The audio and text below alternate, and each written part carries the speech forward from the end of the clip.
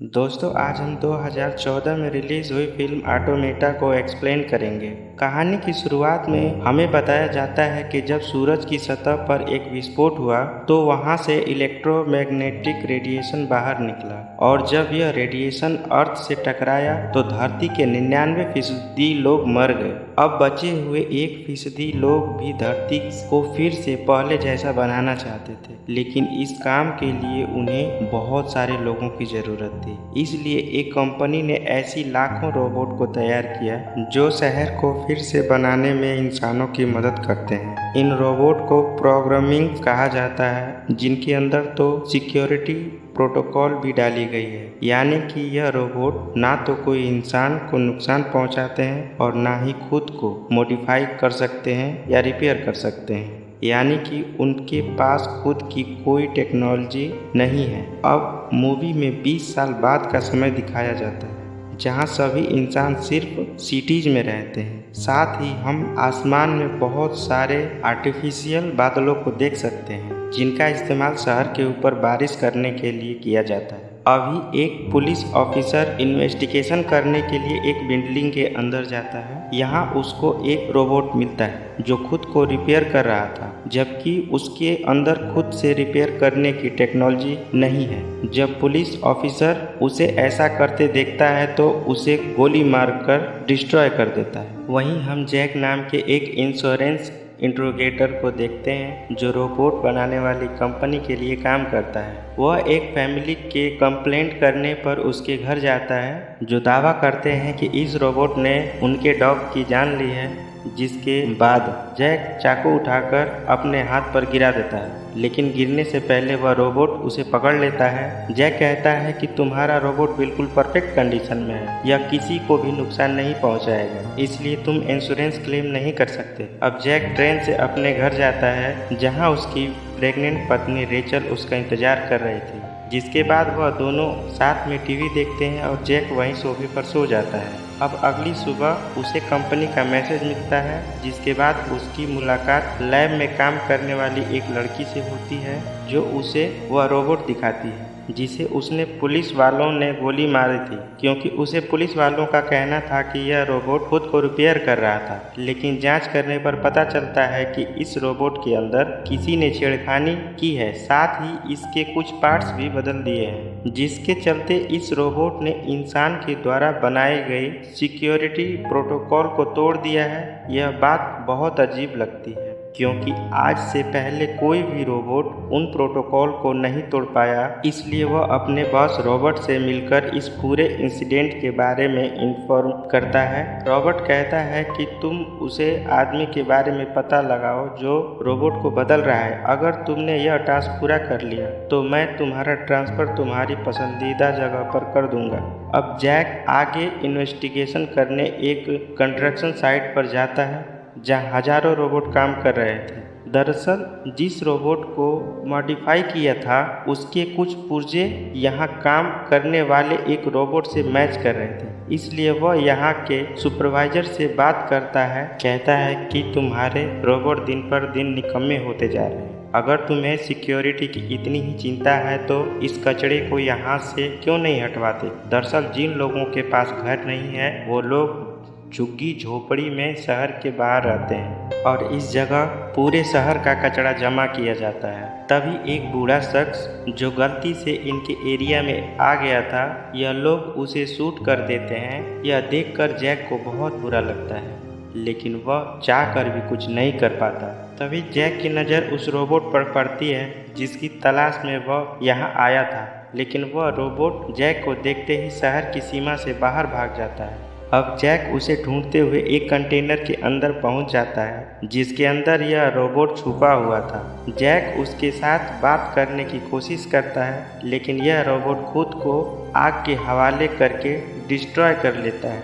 अब वह उसे जले हुए रोबोट को लैब ले जाता है, जहां मौजूद साइंटिस्ट उसे फिर से ठीक करने की कोशिश करते हैं, लेकिन उन्हें कामयाबी नहीं मिलती। तभी उन्हें इस रोबोट के पास से कुछ टूल्स और एक न्यूक्लियर बैटरी मिलती है। यह बैटरी बहुत ही पावरफुल होती है, शायद जिसे चुराने के लिए किसी ने उसे रोबोट के सॉफ्टवेयर को बदल दिया था। उनमें से एक रिसर्चर बताता है कि पिछले 23 सालों में किसी भी रोबोट ने ऐसा नहीं किया है, क्योंकि इसकी सिक्योरिटी प्रोटोकॉल को बदलना किसी भी इंसान या रोबोट के लिए पॉसिबल नहीं है।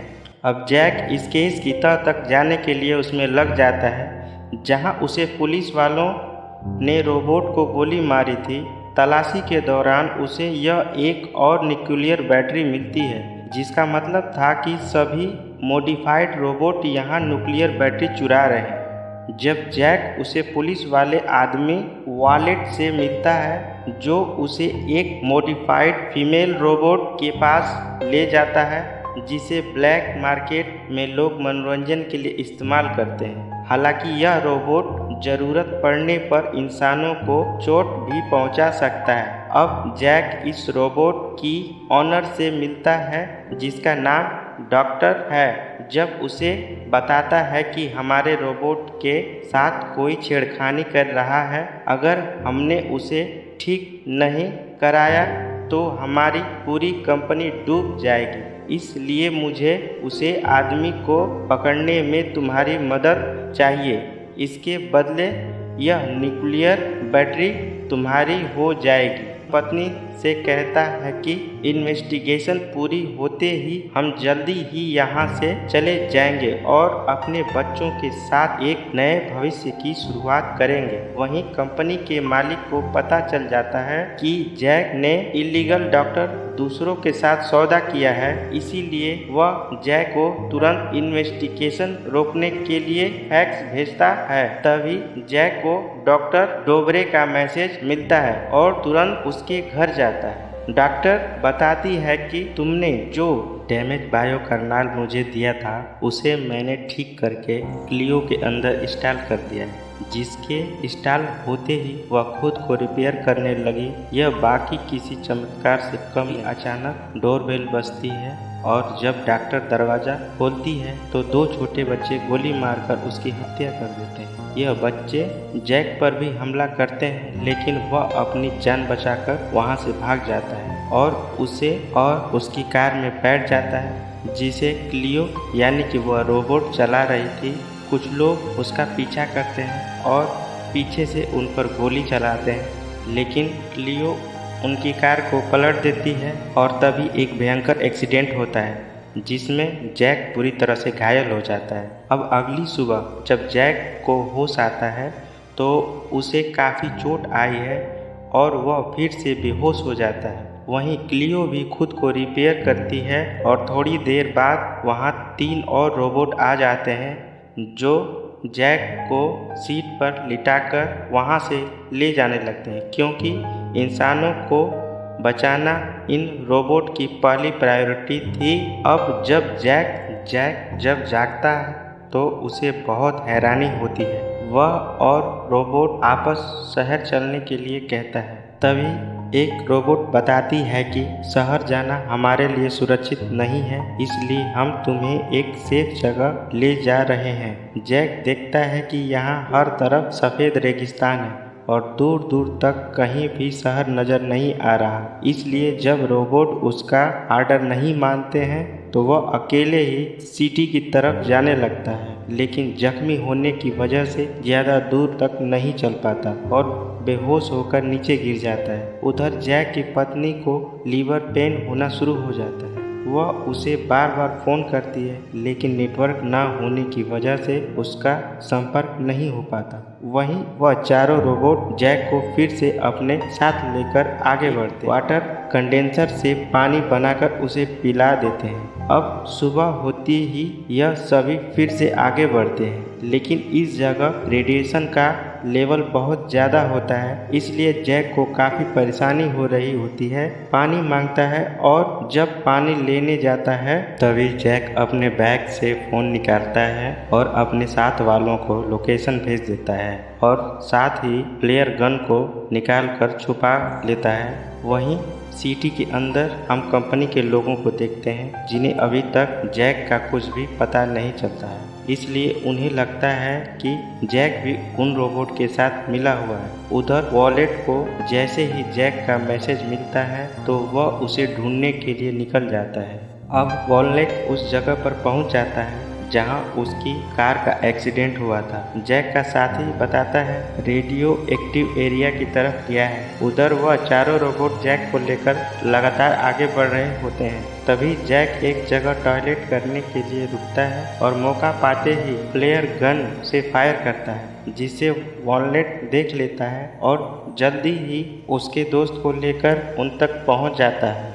जैक को लगता है कि उसका दोस्त उसकी मदद करने आया है, लेकिन वो आते ही उस पर हमला कर देता है और न्यूक्लियर बैटरी को रोबोट से छीन लेता है, क्योंकि ब्लैक मार्केट में इसकी कीमत बहुत ज़्यादा होती है। जैक उसे समझाने की कोशिश करता है कि मैं इन रोबोट के साथ मिला हुआ नहीं हूँ। तभी वह उनमें से 2 रोबोट को गोली मारकर डिस्ट्रॉय कर देता है। वो क्लियो को भी मारने ही वाला होता है, तभी जैक उस पर फ्लेयर गन छोड़ देता है, जिसमें वॉलेट की मौके पर ही मौत हो जाती है। लेकिन उसका साथी वहां से न्यूक्लियर बैटरी लेकर भाग जाता है। अब जैक हताशा होकर वहीं बैठ जाता है। उसे अपनी पत्नी की चिंता होने लगती है, लेकिन वह शहर से बहुत दूर आ चुका था। साथ ही वह कई दिन से भूखा प्यासा भी था। अभी उसे वॉलेट की पॉकेट से चॉकलेट और कुछ जरूरी सामान मिलता है, जिसे लेकर वह फिर से उसे रोबोट के साथ हो लेता है। अब यह लोग रात को एक जगह रुकते हैं जहां लियो उसे बताती है कि हम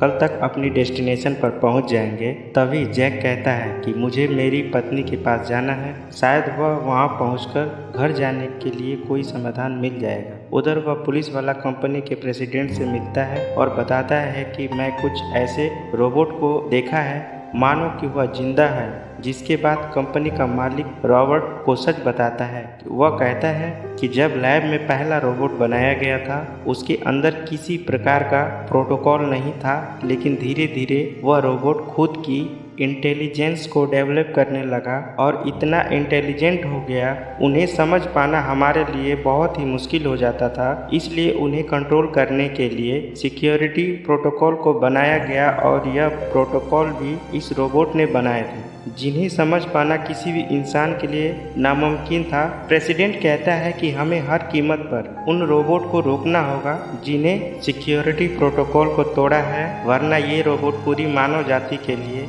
खतरा बन जाएंगे। और साथ ही जैक को भी उन रोबोट को रेडियो एक्टिव एरिया तक पहुंचाने में मदद कर रहा है, इसलिए वह अपने कुछ लोगों को मारने के लिए भेज देता है।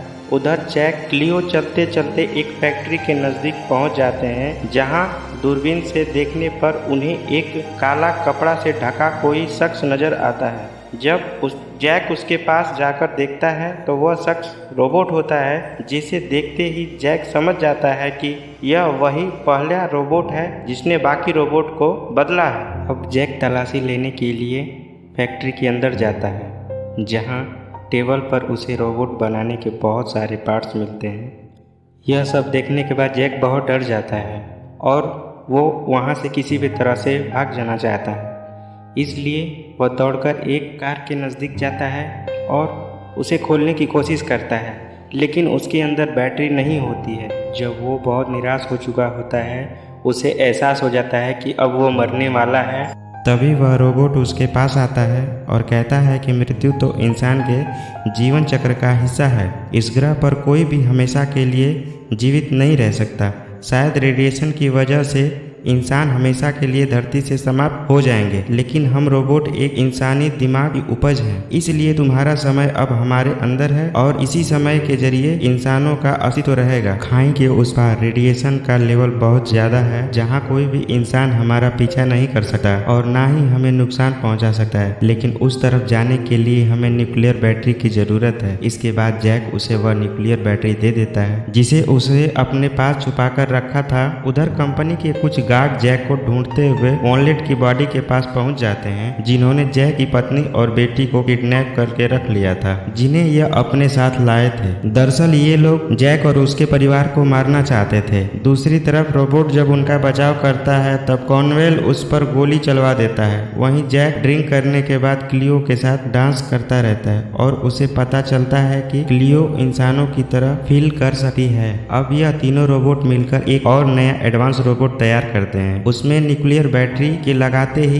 डॉग रोबोट एक्टिवेट हो जाता है और अगली सुबह जब जैक की नींद खुलती है तो वह देखता है कि इन रोबोट ने जैक की कार ठीक कर दी है, जिसकी मदद से वह अपने घर जा सकता है। यह देखकर उसकी खुशी का ठिकाना नहीं रहता है। वह क्लियो को गुड बाय कहकर यहाँ से चला जाता है। तभी कुछ दूर चलने के बाद उसे रोबोट मिलता है जो अभी भी जिंदा था। रोबोट जैक को बताता है कि कंपनी के लोग तुम्हें मारना चाहते हैं, उनके पास तुम्हारा परिवार भी है जिन्हें वह लोग मार देंगे। उधर वो चारों गार्ड जैक को ढूंढते हुए उस फैक्ट्री तक पहुंच जाते हैं। तभी चारों गार्ड देखते हैं कि रोबोट खाई के उस पार रेडिएशन वाले इलाके में जा रहे हैं, तो वह उस पर गोली चलाने लगते हैं, जिसके बाद रोबोट ऊपर से गहरी खाई में कूद जाता है। क्लियो उन्हें बताती है कि जैक वहां से चला गया है। तभी कॉनवेल उन्हें यहाँ से जाने के लिए कहता है, लेकिन वो इंसानों का कहना नहीं मानते। इसके बाद कॉनवेल उनके ऊपर गोली चला के उनको डिस्ट्रॉय कर देता है, साथ ही क्लियो पर गोली चलाकर उसे डैमेज कर देता है। तभी जैक वहां आ जाता है और कार को फुल स्पीड में दौड़ाकर गार्डों को मार देता है और एक गार्ड को शूट कर देता है, लेकिन कॉनवेल उसे गोली मारकर जख्मी कर देता है। वहीं उसे शूट करने वाला होता है कॉनवेल दोबारा गोली चलाने वाला होता है जैक के ऊपर। तभी डॉग रोबोट आके उसे खाई में ढकेल देता है। खाई में गिरने के बाद कॉनवेल की मौत हो जाती है। तभी रेचल और उसकी बच्ची आके उसके सीने से लिपट जाती हैं और जैक काफी इमोशनल हो जाता है। यह सब क्लियो देख रही होती है। अब क्लियो इंसानों की फीलिंग को अच्छे से समझने लगती है। तभी जैक क्लियो और उसके डॉग रोबोट को खाई के उस तरफ भेज देता है, क्योंकि अब वो इंसानों की पहुंच से बहुत दूर चले जाते हैं और वो सुरक्षित भी रहेंगे, क्योंकि वहाँ पे रेडिएशन का लेवल बहुत ही ज्यादा होता है, इसलिए वहाँ कोई भी इंसान पहुंच नहीं सकता। क्लियो जैक की तरफ देखती है और उसे अलविदा कहकर चली जाती है। जैक अपनी फैमिली के साथ बीच पर पहुंच जाता है, जहां हम देख पाते हैं कि धरती अब धीरे धीरे खुद को रिकवर कर रही है और कई नई उम्मीदों के साथ यह मूवी एंड होती है। तो दोस्तों, ये कहानी थी ऑटोमेटा मूवी की। हमें उम्मीद है कि आपको ये कहानी जरूर पसंद आई होगी। अगर आपको ये कहानी पसंद आई तो हमारे चैनल को प्लीज लाइक, शेयर और सब्सक्राइब जरूर करें। Thank you.